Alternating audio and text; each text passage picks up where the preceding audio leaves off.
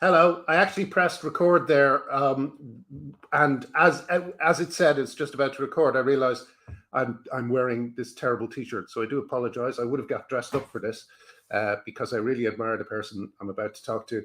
Um, Ritchie Tulip or Tulip or Ritchie Herring. Sorry, is it Herron? Richard Herron? I'll have to ask him on screen. But Ritchie is of course the person who's suing the NHS for operating on him, giving him the a sex change operation when without really looking into the underlying reasons he might have come to that decision. And I'm doing a very, very bad intro, so I'll just bring him in because I'm much better when I'm speaking to him. Hi, Ritchie. How are you doing? Hi, Graham. How are you doing? It's nice to be here. Thanks for having us on. No, thank you. Thanks for coming. And I'm sorry it took me so long. For some reason, I don't know what it is, but I don't think detransitioners have been as well represented on my show as everyone else. It's a strange thing, but I think I've had very few. I don't think I've spoken to Sinead. Didn't you interview? Right. So this Benji. is one of the. Yeah. Did you not interview a male detransitioner like a while ago, or was that? No, wait. I think I might be confused. That was someone else, possibly. Yeah. No, maybe not. I mean, the thing is, the truth is really that you should be the only people in a weird way speaking about this stuff because you're like you've really been through it. And I listened to Benjamin Boyce's interview with you, and I really don't think I'll be able to beat it. Benjamin's interview is as wide-ranging as it's possible to get, and I really suggest that people watch that interview as soon as you can. It's so compelling and so fascinating, and your thoughts echo mine in so many different parts of this. Let's begin with the one that kind of that's almost like a running theme throughout the Benjamin Boyce interview, which is your comparison of gender ideology to a religion. Yeah. Were you religious growing up, first of all? Yes. What? I was Catholic. Yay! Yeah. The best religion. And were you kind of very? Did you invest a lot in it when you were a kid? There was like the Sunday school and all that sort of thing. I went to a Catholic first school, and then by the time, because I had like older siblings, and by the time they got like 11 or 12, they kind of lost interest, so I automatically stopped going to. But then adjacent to that, I did like all the Cub Scout stuff, which people don't realize is it's more of it is a religious organization, like the Scouts. Oh, are they? I didn't realize. Yeah, that. Absolutely. Yeah, it's all like laid. You did all the prayers and hymns there too. Visiting churches and stuff. Yeah. And in terms of belief, were you a strong believer when you were a kid? Were you believing in hellfire and all that sort of thing? Oh God, yeah. I'm scared of hell and everything like that. Believed in heaven. Thought like dead relatives were stars and stuff. And even though that's not in the Bible, but I still felt like that. I was like very much like, oh, they're in heaven, and heaven's where those stars are, all that way away. And the twinkling to say hello is very innocent and cute and naive. But it's interesting, isn't it? Because like I know it's not an original thought, but many people are saying, including people like Jordan Peterson, I think Sam Harris says this, and a few other people, that it's a kind of there's a vacuum in people's lives where religion is kind of gone. Any sense of community and ritual and kind of awe at the world's mysteries has sort of disappeared over the last 10, 20 years and been replaced in at least one area by this strange religion of gender ideology. Do you think it's kind of a search for meaning amongst young people that's been taken away because of the absence of religion? I think it would be unwise to discount that religion hasn't played a major part, but up until like 2010, the decrease in attendance to church was already drastically fallen in the UK. You know, we already had quite an overwhelming casual sort of view on religion. Like you had families that wouldn't call themselves religious, but they still do all the still get the christenings, they go to funerals, they have weddings and all that sort of thing. So Sure. it's like, it's like very borderline. I think it's a big part of it, but I don't think it's the entire reason. It certainly does use the same mechanisms to fill in that gap, and I do think there's a lot of misfits out there who are longing for something, and the whole trans population is misfit culture. Really, it's all your nerds, your geeks, your punks, your goths, your rockers, all the you do get some, but a lot of the people in that community are the ones who in school might have been in the weird group, or the group of the nerds or whatever, or the emos, that sort of thing. And I think it has given a lot of community for those people. Yeah, and another thing I've noticed is the absence of any kind of sense of tribal belonging based around music or music subcultures. We used to have obviously goths and punks and all this sort of stuff, and there's definitely goths and punks still around, but it's not so much of a cultural movement anymore. It's not so much. The cultural movement seems to be happening entirely in the sense of trans. Trans seems to be the tribalism that's taken over. It has, and it's got its own little sects and little churches, and it's splinter groups, and you know what I mean. But they are all overwhelmingly aligned on that one LGBTQ plus banner. Like, no matter how they disagree with each other, they will all be at a pride march because they all believe in the fundamental same thing. And to them, it's an inherently good belief. It's not one that's done from malcontent. No one's like doing this out of everything that when anyone attends a pride march today, even though it's like being taken over by pink corporations who are just like trying to market LGBT culture and stuff, but people are still there in solidarity in a sense because they all believe the same message. And it's that sort of like, we may have our own sex, we may have little disagreements, whatever, but we're all here together sort of thing. And that is probably what you were talking about before, about that overarching religion, that overarching belief in community that's really been missing from the world. So in one side, it does provide that, but what it provides is just like, it's not great. I kind of wish I had something way better than this to begin with. And I think how we got here is a whole other conversation, and it's very complex. It's one I don't fully understand. And I think it's like I've kept saying from the beginning, from the get-go, it would be a huge mistake to blame one single thing or one single concept. Yeah. It's all intersects, it all overlaces. There are so many different factors involved in this.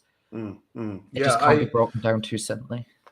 Yeah, and I noticed that there's an interesting thing that happened on one of the mess we're in that you kind of spoke about. Oh, hold on a second. My daughter just contacted me. I just have to tell her to yes, please do. Sorry. Although I'm doing an interview. Sorry. Okay. But like the way it's policed, like we had a skeptic on from America. I forget, Aaron. Artie's in the chat, so he'll remind me of the name. Was it Aaron Gawler by any chance? No, I don't think so. Aaron, what was his name? Rabinowitz, possibly. I think so. But, right. Yeah, okay, I'm thinking of someone else. And he tried to derail our conversation by bringing up Jennifer Bilek, who apparently was in a link that I linked to on the website, and by saying that she's anti-Semitic. Jennifer Bilek has subsequently gone on to write for Tablet magazine, so presumably they don't think she's anti-Semitic because that's a Jewish magazine. But it's a very good example of how it's policed. Like, they'll try and find some connection or something that they can bring you down on so that they can attack that and avoid what they don't want to talk about, which is people like yourself and issues like sports and so on. It's attacking you by proxy, isn't it? You know, it's trying to take you. It's a form of character assassination, and Yeah, it instantly puts you on the back foot. Just like I was in a stream the other day when they said, "Are you going to disavow these articles where they've used your story to hurt trans people?" And I said, "Why should I? Why should I defend what other people say about me? Why should I? Why don't you go to them instead?" yeah, And to me, it's all about breaking the stick and not playing their games of double binds. yeah, You know, yeah. um, You said it. You have like there are, as you pointed out, there are a number of taboos. With sorry, I'm sweating like a swamp donkey here. It's very hot in Norwich. yeah, You point out there's a lot of taboos within the movement, and you also described it once, something that would have got me into a huge amount of trouble, as a death cult. Sorry, this was on Benjamin's interview, which again is just fabulous. oh no, I've said more outrageous things. But when you called it a death cult, I think that's the first time I actually realized that it was. You're so right. You point out that we have dead naming, we have Trans Day of Awareness, we have the Trans Day of Remembrance. We have even though they're, as you pointed out, they're the safest demographic in the UK.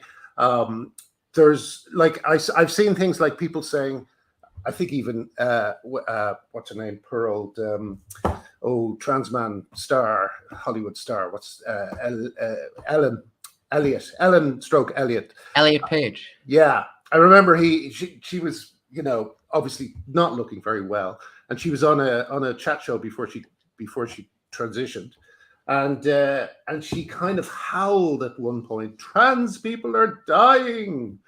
And then you also see people talking about a trans Holocaust.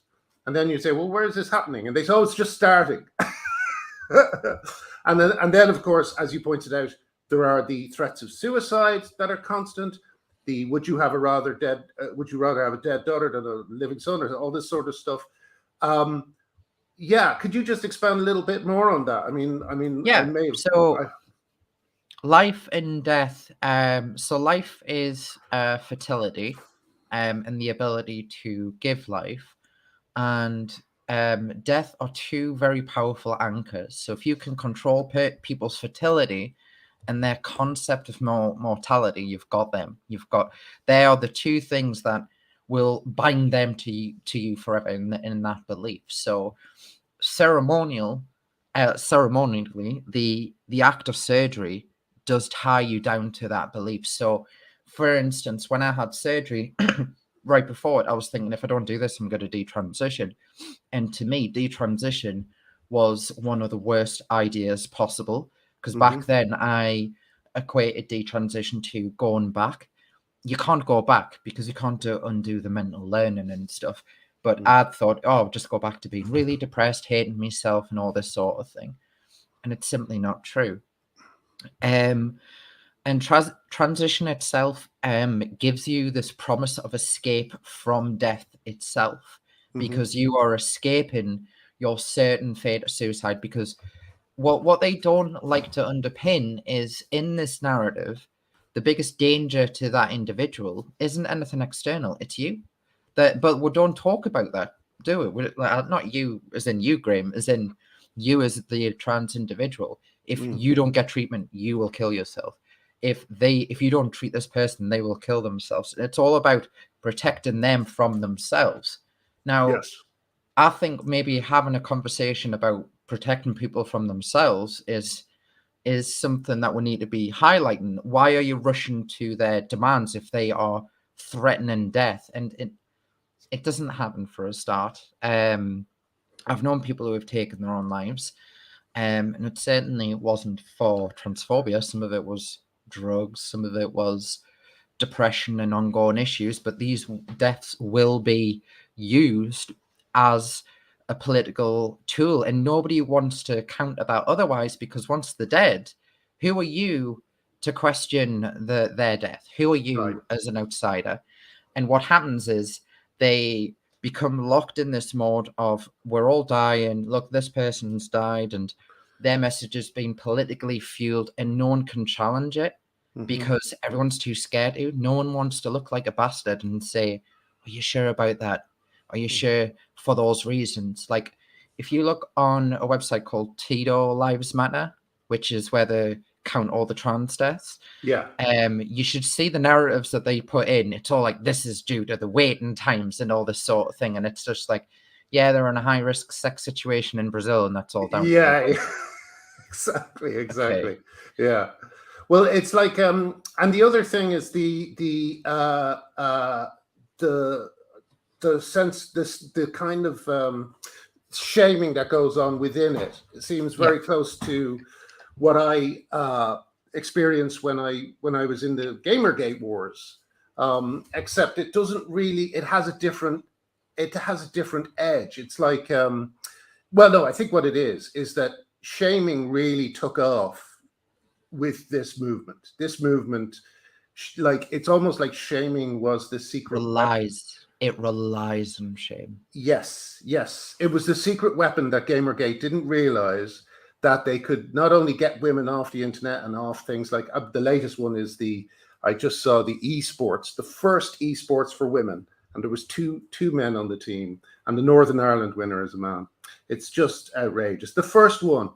And I was thinking of doing a story on it called Gamergate's Final Victory, because that's what Gamergate was an attempt to drive women out of the gaming space, and now they're literally doing it in their awards. You know, so it just seems that shame is being used even more powerfully than the Catholic Church managed in the years before it kind of dwindled away. You know.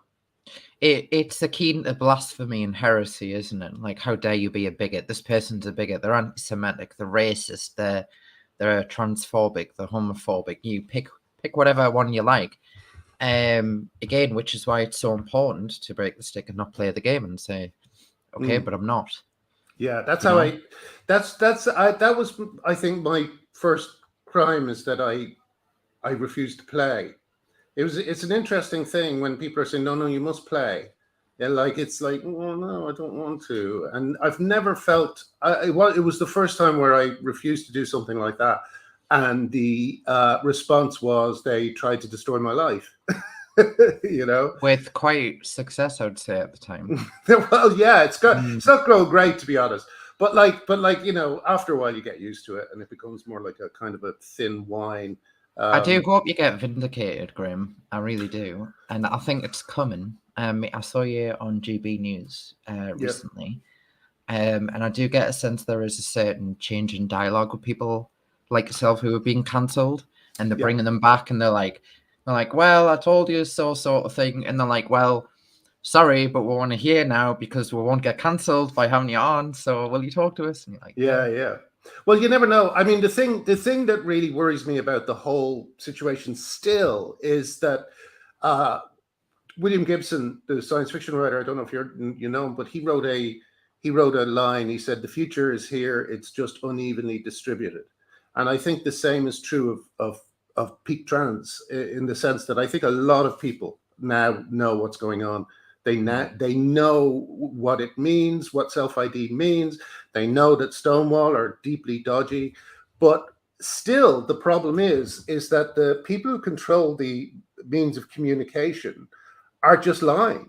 Like my local instance just the other day, the local Norwich newspaper, which I must give them a credit for this, because I'd like them to be, I really want them to be inundated with letters about this. But they said that Birdie Rose's stickers were being placed up around Norwich, and there were razor blades being put underneath them.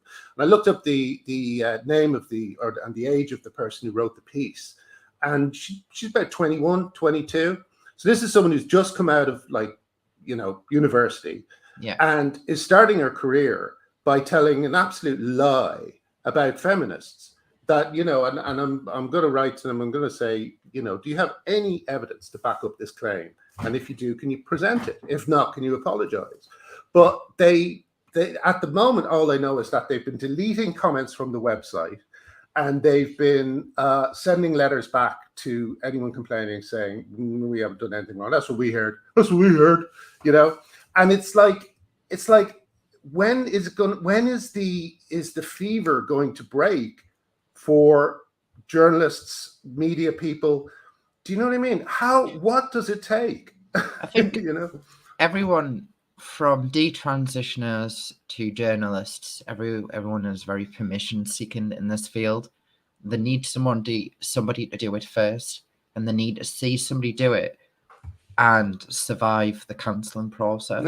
Right. Yeah. But the problem is that power, that weight of the cancelling is kind of lost. It's been lost this year. It's kind of fizzled out, which is why speaking out when I did made a lot more sense. I just felt, I don't know what it was. I just felt a difference. I felt like if I'd made all me posts and Twitter account a year ago, if my whole story was -1 year, I think I would have got cancelled to oblivion. I don't think I would have had the platform I did now.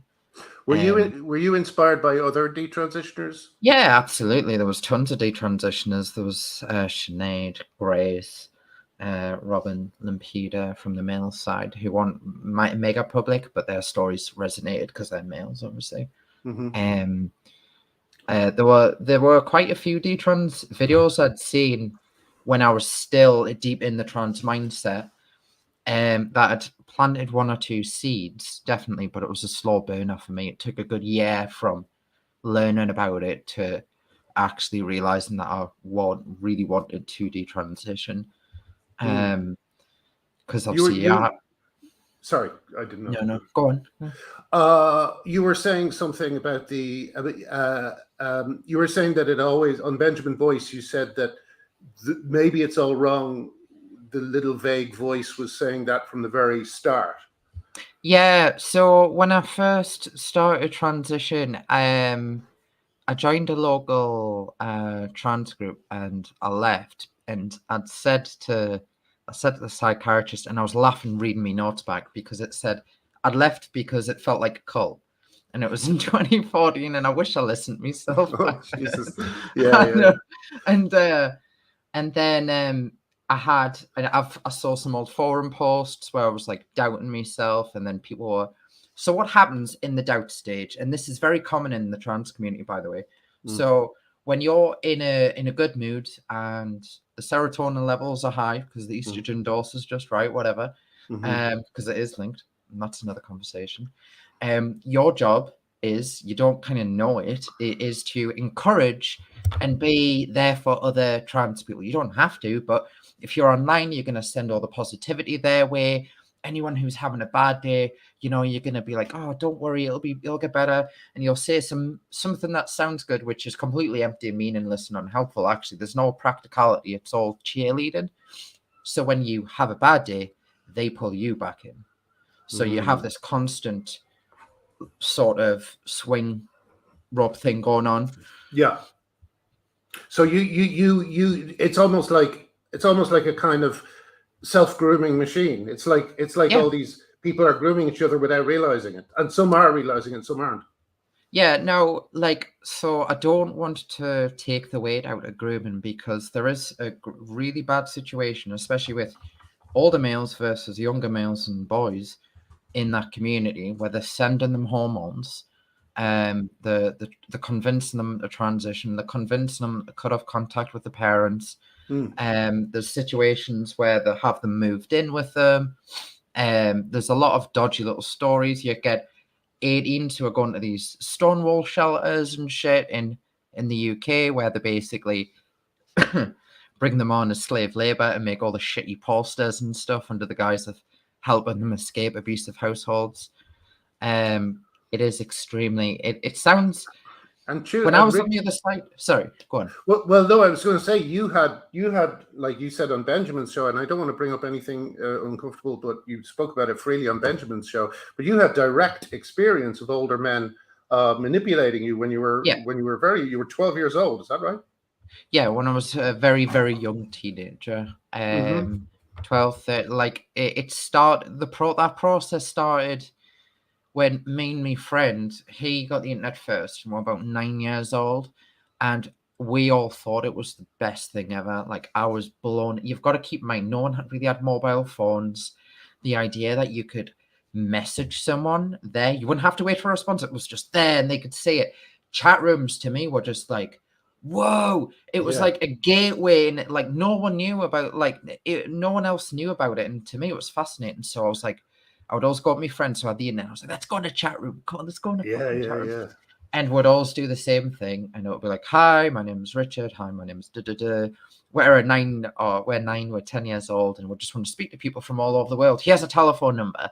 So we'll get like fucking nonsense ringing all the time, wouldn't we?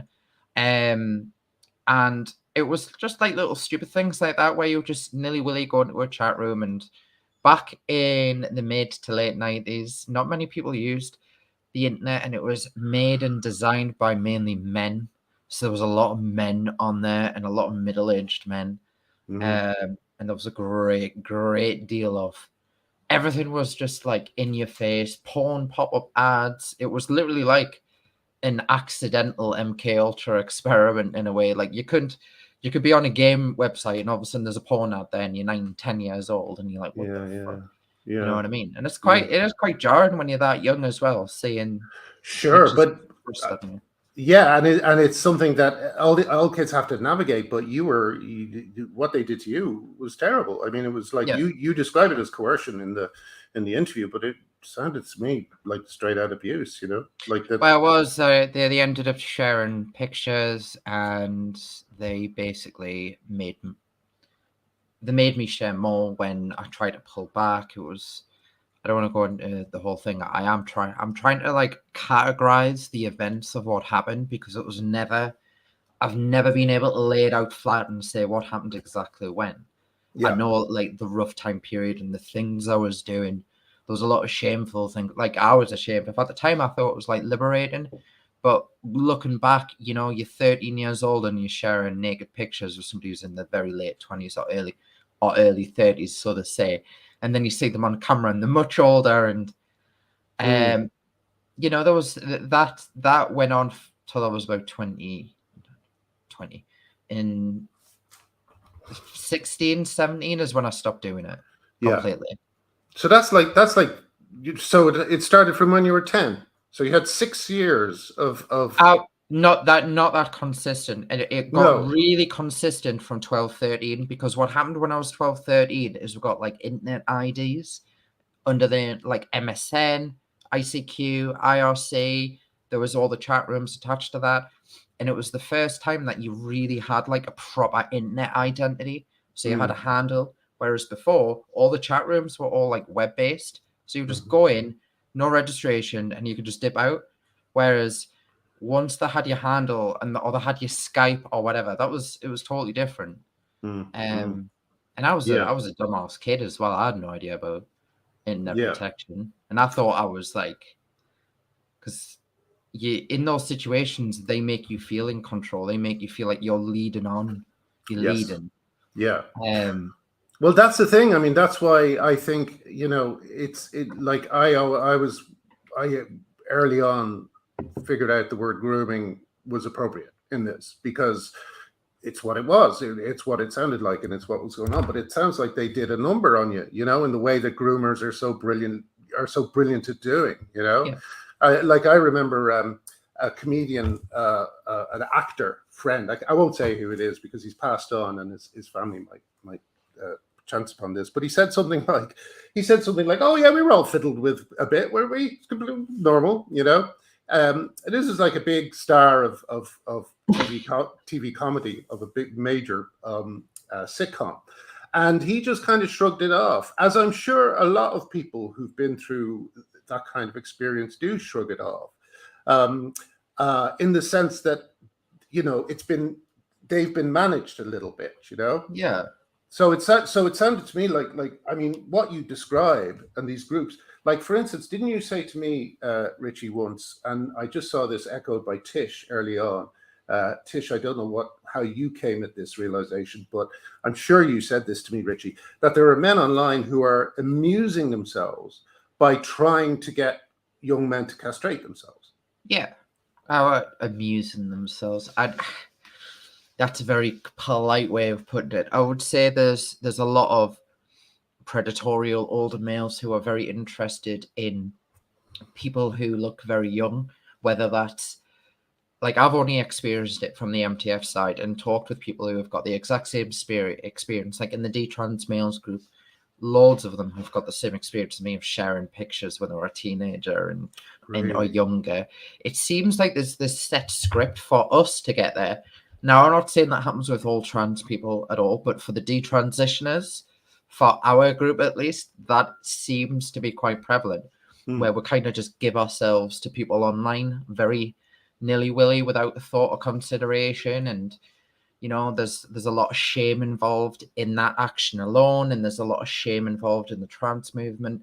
There's a lot of parallels with that tendency to convince people. But when I say grooming in the trans community, I'm strictly talking to people who, without their parents' consent, it's always an older male over 18 sending HRT to under 16s, and they brag about it on Twitter, and they will brag about how many minors they've sent HRT, you know. And it's just like, it's fucking disgusting to me. It's absolutely, they think they're like helping transition these people and saving them almost, but it's psychotic. Do you know, when it comes down to, like, say, somebody who coerces a child into a sexual situation, that is an act of psychosis. And the reason is, it takes a psychopath to convince themselves that it's not just for their benefit, because that's what they do. They convince themselves that it's their benefit too, not just mine. And that's exactly what happens in these trans situations, where they say, I'm helping save these kids by sending them HRT. It's for their benefit. But what they're doing is they're kind of projecting their sexual target of effeminate young males looking like effeminate young males forever, because by the time they reach the 20s, they just look like boys, and That loads of was one them of the that was one of the stories that the Tavistock Times stories on the Tavistock reported, that one whistleblower said that she was sure that a parent was abusing the child and wanted to use the puberty blockers to keep the kid looking young. I mean, it's things like this. I hear myself saying, and the fact that we're still fighting this and it's still hard to get any traction. I mean, it's such an explicit, obvious scandal happening in plain sight. You've got two mixes going on. You've got a very real movement of people with a very distressed, they're very distressed about the gender and the need to change it, right? Yeah. And that's over there. And then you've got this really sinister bit, this really overarching sinister bit, with all the money behind it, with all the sort of the predatorial behavior aspect intertwined, the denigration of women's spaces, the obsession with death. That's all over there, and they're kind of mixed in together. And it's like, what we're doing is we're sitting back and targeting the darkness. But to do that, you kind of have to bring in everyone else. And by doing that, they think that they're being associated with that darkness. And it's such a mess. You know what I mean? Yeah. It is darkness. That's all it is. And I don't know how else to explain it. And I don't want to deduct everything to good and evil, because life isn't that simple. But it feels dark. It doesn't feel good. It doesn't feel like this has come from a positive. It's not filling me with warmth and light or anything like that. It fills me with fear, trepidation, and anger. And I just, like, the whole thing isn't good. Never. How can be castrating a kid be good? How can ruining your endocrine system, giving you multiple sclerosis, osteoporosis, holes in your brain, tumor growth, chronic fatigue, incontinence, That's being frustrated, That's why I think trans healthcare is becoming a bit of a self-fulfilling prophecy, because these people are going to need healthcare, because they're going, you have young men with osteoporosis in their 30s. I started to see walkers amongst, like, I would go to something like Posey Park or somewhere or something like that, and when you saw the people protesting, some of them had walkers, and I used to think, is that like a style thing? And someone told me, no, that's osteoporosis. A lot of these guys have weakened bones and so on. And then you see, there was a trans man who has a small level of fame over here, and like, you would never know it was a woman. He looks like I would say 50-year-old man, although he's probably a 30-year-old woman. You know, completely bald. It doesn't, as you said in the Benjamin Boyce interview, these people look like they've been poisoned, which when you think about it, is actually what has happened. No, literally, it that's one of the things that made us step back and go. And I tell you what it was the FTMs that started puking me. Like, they didn't know they were doing it, but they were all getting really bad chronic fatigue, or they would just be like constantly at the doctors. They all seemed to be really ill. I'll just explain FTM. FTM means female to male transitioner. Although, just to give a little disclaimer to that, I don't believe in female to male or anything like that, because you can't change your sex, so you're always female, you're always male. Okay, that's done in order. Okay. And these people just looked ill, and the hair's the balding. They're getting white hair, and they just physically look like tired and. And they shouldn't be. They're only in the 20s, some of these people too. Well, Noah Halpin, who's like a trans man who advises the Irish government, as I always say about Halpin is always either texting either on the way to the hospital or coming from the hospital, right? That's when you see tweets, I've just been to the hospital, just found this out, blah, blah, blah, blah. And Scott Nugent apparently once got into a conversation with Noah, and Noah was saying, no, it's only because of this and this. And Scott Nugent said, that's what I used to tell myself. You know, so you know, one thing you seem to have as well is that it seems to me from what you said again on Benjamin Boyce, which I'm so aware of how much better Benjamin's interview is. He's so good. It's such a great interview, and you say, and I really recommend people watch it as soon as they see this. But he said that you were pointing out that when you first go on, you yourself went on estrogen. You pointed out that it kind of solved some of your immediate short-term problems like ADHD and stuff like that. And I believe the same is true for testosterone. I believe testosterone gives young girls a huge sense of confidence and well-being and energy. It's just over time, the opposite becomes true, isn't it? Yeah, I mean, if you think of it this way, the girls get a steroid that they're naturally not going to get in any other way, and the boys are sick of the steroids that they've been getting, and they want to break from it. And it's like that, like we want kind of off this rage-inducing feeling, and we blame the testosterone. But to be honest, it's not the testosterone. It never was the testosterone. It was how we were raised. It was our response to bullying, our response to trauma, our response to being perpetually online. And when I say perpetually online, I mean glued to that fucking computer 24/7, messages being beamed in you 24/7. It screws you up. It really does.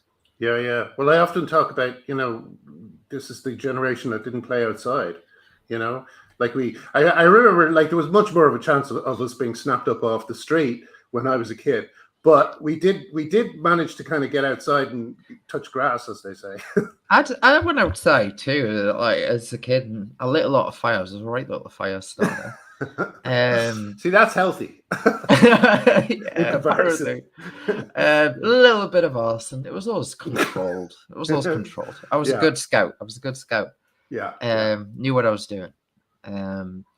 But you know what I mean? I mean, we used to speak about, will the internet dumb us down and all this, and I used to be a great kind of I used to be a great defender of the internet. I thought the internet was going to make us all super smart, and we were going to have, but it seems to have had this weird effect that we can't even really name, where all these different motivations and all these different parts of the human personality have come together in this thing and change the world, and it's really not for the better. You yourself said that England is heading towards, the same kind of healthcare system for gay people as Iran.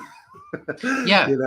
What word did you use? An Iran kind of style healthcare system for gay Iran. I can't remember exactly. Iranian model. The Iranian model. Which is really frightening when you think about it. I mean, that's like, That's what the whistleblowers at Tavistock joked about, that at this rate there's going to be no more gay kids left if we keep transing these kids, is what one of them said. Someone, yeah, go on. No, you go on. No. Please. I've lost the thought now. We're both. I'm terrible. I'm always losing. And I'll probably lose what I was about to say there. What was it? Oh yeah. A few people have said to me, and I kind of promised I'd ask a question about this because I think it's an important issue that I don't think Benjamin really covered. A few people said to me that there's a certain type of straight male who's transitioning as well. You know, you might say AGP, but not AGP in the way that some of the most vicious and violent trans rights activists are. More like a sense of wanting to escape their maleness because they feel that it's toxic, or they feel that it's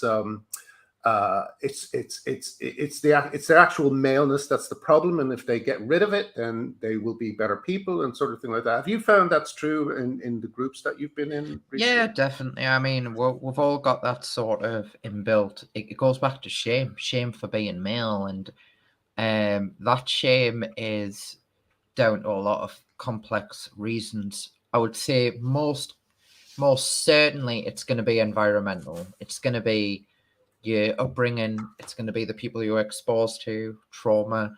You know, that can make it very, very difficult. A lot of us have seen. I don't have any numbers, I'm afraid. What I would love to do is bring on like a professional researcher, because we've got loads of people in this group, to like field some good questions. We'll put it out and then get some proper research on it. See what the commonalities are. We've got our own like in-house do-it-yourself surveys and stuff. And just some of the themes that come out is most people in the group are gay or bi, but we do have a few straight people. In the detrans males group, at least, most of us had a very strong relationship with a mother and a very conflicting relationship with a father. Father was either absent or there was some degree of physical abuse in the house. There was bullying in school. There was maybe, I think it was about 97-ish% out of about 40 or 50 people who said bullying. Like, it was like overwhelming. Sure. Then you've got the autism, OCD, and everything else on top. So there's a lot of like factors that go in, but I think again it goes back to that everyone's looking for that one reason. This like you know, you're touching that sort of question to the AGB thing, the organophilia. Sorry, I always mess up the acronym. You know, like I don't think people were like thinking as clearly as I want to escape my maleness, therefore I'm going to transition. I think they were all very subconscious thoughts anyway. And I think it was just so complex, and it's not that straightforward. It's not that cut and dry. There's a lot of different reasons why people transition. There's the fantasy as well that I've seen amongst people who have got no idea about trans communities themselves. They're observing from the outside, and it's a pure fantasy that they're all addicted to porn, where people like myself completely stopped using porn like from an early age because it scared the shit out of us, and we're too depressed to get into that. But there are some people who are addicted to porn in the group. There are definitely people, but again, it's this fantasy that we all have this exact same script, and it's not the case. There are differences, and it needs to be properly looked at. We can build on organophilia, but I think it doesn't hold up to a lot of I think the biggest influence with that is the internet and anime as well. Yeah. Anime is like, it's like a gateway drug for nerds to go on estrogen. Really? Yeah. It's also kind of, anime seems also the women, the female figures in anime seem really young. Childlike. Would you say that's necessarily pedophilic, or do you think they're just kind of they're just kind of terrified of you know, normal women? Yeah, I think they would hate to admit it, but there is a lot of fantasy driven in anime, and there's a lot of idealism. Like if you look at some anime women, you actually have to sit back and laugh because you're like, where the fuck are the organs? Yeah. Or they're all in the breasts or whatever. It's like crazy. And they've always got these like childlike voices. And they're always like really like, You know what I mean? Like Yeah, it's yeah. that was an anime impression, by the way. But, and No. it's this very feeble image of a woman, and all anime creators tend to be male too, including the voice actors. Funnily enough, Yeah. Oh, um, really? yeah, It's all like a big bell jar of male sexuality, and everybody's it trapped is, inside it, breathing it in. it It's is, and yeah. I detest a lot of anime for these. Like, you can't unsee it once you see it. You Mm, can't unsee that some of the characters like literally look like children. mm. I don't really like anime either. I'm like, I've had nearly a decade of people saying, "Have you seen this anime?" And I'm like, "No, fuck off! I'm seeing your fucking anime." Yeah, So yeah. Well, you know, I mean, it's just such a strange thing. It also feels a little bit like what happens when Western people start getting interested in it. I wonder if it's become slightly, you know, perverted by the outside eyes. I don't know. Maybe Japan.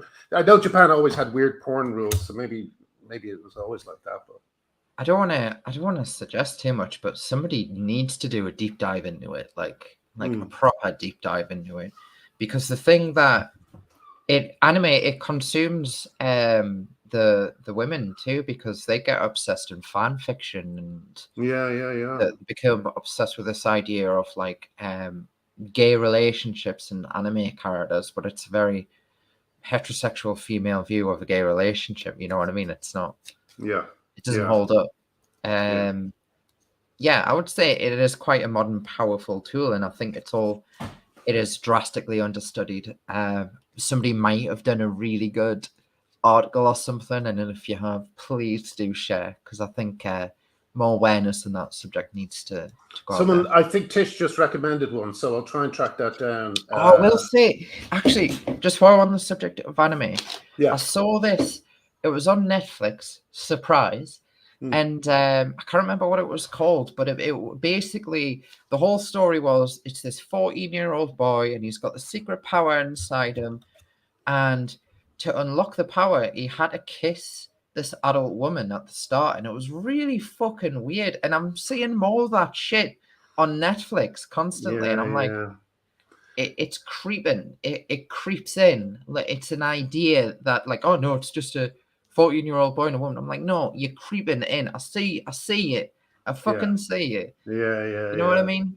Yeah, I see it all the time. There's all these weird little things going on that are very. It's the Overton window just moving over a little bit at a time. It's almost Yeah. it's almost like now when I look at a thing for children, it's almost like I expect to see a drag artist. Which You know what I is mean? It's like, like, when did that happen? That you start to associate children with adult, you know, cabaret entertainers. do you know the story of drag? Like, why like people started doing dragging? I Because know a little bit about it, but do you want to? Do you know? You probably know much so better. More. I'm not like an understudy on dragon like that. I hate queer theory with a passion. Yeah, Not to link these two, but what it was in the 60s and 70s especially, and people have been doing like performances before that, but drag itself became very prevalent in a response to the sort of um like the insults a lot of gay men were getting about being effeminate and stuff. So they sure. went, right, you want to see a gay man? I'll show you a gay man. And they went way over the top, like Yeah, way over the top. And then they would joke with themselves. And it was all about taking the piss out, people taking the piss out of them. That was yeah. it. Getting a That bit was of the whole power back. purpose of joke. Yeah. It was all a bit like, if you want to take the piss out of us, we're going to take it to the extreme and just show you how ridiculous that it is. Mm. There's nothing symbolic or libertarian about having somebody's idea like this concept, which was strictly in response to homophobia, and introducing that to children. Why do you need to do that? There's nothing libertarian about that. You're now introducing sexuality into a conversation, and you're trying to mar it as being innocent, and it's not. Like, these kids can't consent, right? Like, shouldn't, in my opinion, and I know it sounds very old school, like, and I do agree, sex education should really start when you can consent. Yeah. And people are like, well, what about teenage, like, pregnancies and stuff like that? And I was like, well, okay, this is going to sound controversial here, Yeah. but everything there are does. I wouldn't worry. reasons why a teenage girl's getting pregnant at 14, 15 rather than at like a right age when they're older. There are mechanisms behind that put people in that. Sometimes it can't just happen, like they have a boyfriend, whatever, and birds and the bees, and it just happens. But most of the time, there are reasons behind. Yeah. Sorry, my doorbell went. That's my daughter. I'll just. Sorry. Do you need to get it? Yeah, let me just buzz her in, Sure. and I'll take you out so you don't have to sit here looking awkward. Hold on a moment.